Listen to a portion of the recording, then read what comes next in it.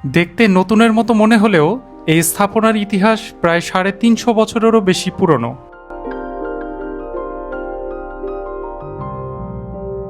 আর একটু ভালো করে বললে ১৬৭৭ সাল থেকে ঠায় দাঁড়িয়ে আছে ঢাকার একদম প্রাণকেন্দ্রে অবস্থিত এই পর্তুগিজদের তৈরি গির্জা, যে ইতিহাস এতদিন আপনার অজানা ছিল তার বিস্তারিত নিয়েই থাকছে আজকের ভিডিও। এই গির্জাটি জপমালা রানীর গির্জা নামেও পরিচিত।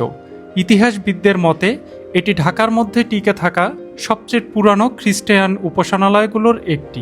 এই স্থানের ইতিহাস শুরু হয় মূলত পর্তুগিজদের মাধ্যমে। ষোড়শ ও সপ্তদশ শতকে পর্তুগিজ বণিক ও ধর্মপ্রচারকরা বাংলায় আসতে শুরু করেন।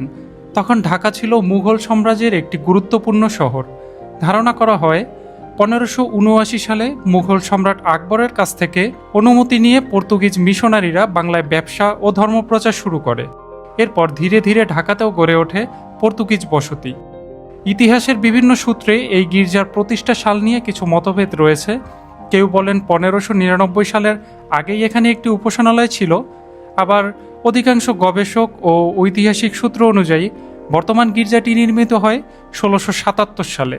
বিভিন্ন ঐতিহাসিক গবেষণা ও গির্জার নিজস্ব তথ্য অনুযায়ী পর্তুগিজ অগাস্টিনিয়ান ধর্মযাজকেরাই এই গির্জার নির্মাণ করেন। এই গির্জার স্থাপত্যেও রয়েছে ইতিহাসের ছাপ। পুরনো অংশের দেয়াল অত্যন্ত পুরু। বিশেষজ্ঞদের মতে দেয়ালের গঠন ও ছাদের নকশা দেখে বোঝা যায় গির্জার পূর্ব দিকের অংশ পরে যুক্ত করা হয়েছিল। গির্জার ভেতরে ঢুকলে এখনও দেখা যায় ইউরোপীয় স্থাপত্যের প্রভাব। উঁচু ছাদ, লম্বা স্তম্ভ, খিলানাকৃতির দরজা সবকিছুই যেন এক অন্য সময়ের গল্প বলে। তবে সময়ের সঙ্গে এই গির্জাও বহু পরিবর্তনের মধ্যে দিয়ে গেছে। ইতিহাস অনুযায়ী এই গির্জাটি একাধিকবার সংস্কার করা হয়েছে। প্রথম বড় সংস্কার হয় ১৭১৪ সালে। এরপর ১৯৪০ সালে আরেকটি বড় পুনর্নির্মাণ ও মেরামতের কাজ করা হয়। সর্বশেষ ২০০০ সালে আবারও সংস্কার করা হয় পুরো স্থাপনাটি।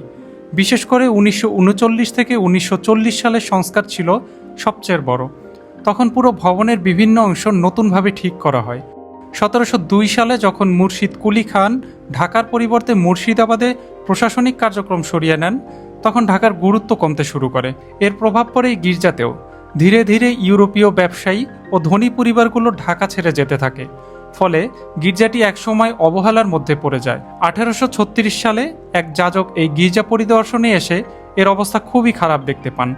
পরে স্থানীয় খ্রিস্টিয়ান পরিবার ও জমিদাতাদের সহায়তায় গির্জাটি টিকে থাকে।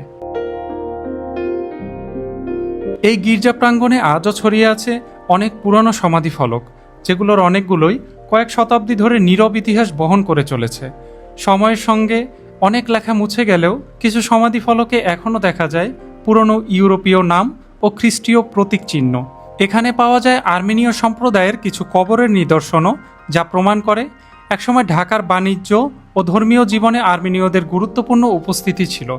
ইতিহাসবিদদের মতে আর্মেনীয় ব্যবসায়ীরা ঢাকায় আসার পরে এই গির্জার প্রার্থনা করতেন, কারণ তখন ঢাকায় আলাদা কোনো আর্মেনীয় গির্জা নির্মিত হয়নি। ফলে এই গির্জাই ছিল ইউরোপীয় ও বিদেশি খ্রিস্টিয়ান সম্প্রদায়ের উপাসনালয়গুলোর একটি। সপ্তাদশ ও অষ্টাদশ শতকে ঢাকায় আর্মেনীয় বণিকদের প্রভাব খুব বেশি ছিল। তারা মূলত মসলিন, রেশম, নীল ও বিভিন্ন বাণিজ্য পণ্যের সঙ্গে ব্যবসায় জড়িত ছিলেন। ধীরে ধীরে তারা ঢাকার সমাজ ও সংস্কৃতির অংশ হয়ে ওঠেন। পরবর্তীকালে আর্মেনীয় চার্চ প্রতিষ্ঠা হওয়ার পরে তাদের ধর্মীয় কার্যক্রম আলাদা কেন্দ্রে স্থানান্তরিত হয়।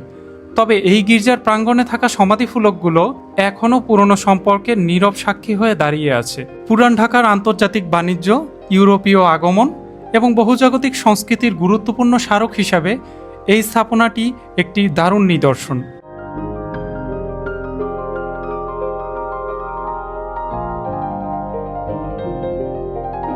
১৯৫২ সালে এই গির্জার সদস্য সংখ্যা ছিল মাত্র কয়েকশো, কিন্তু ধীরে ধীরে তা বাড়তে থাকে। বর্তমানে হাজার হাজার মানুষ এই গির্জার সাথে যুক্ত।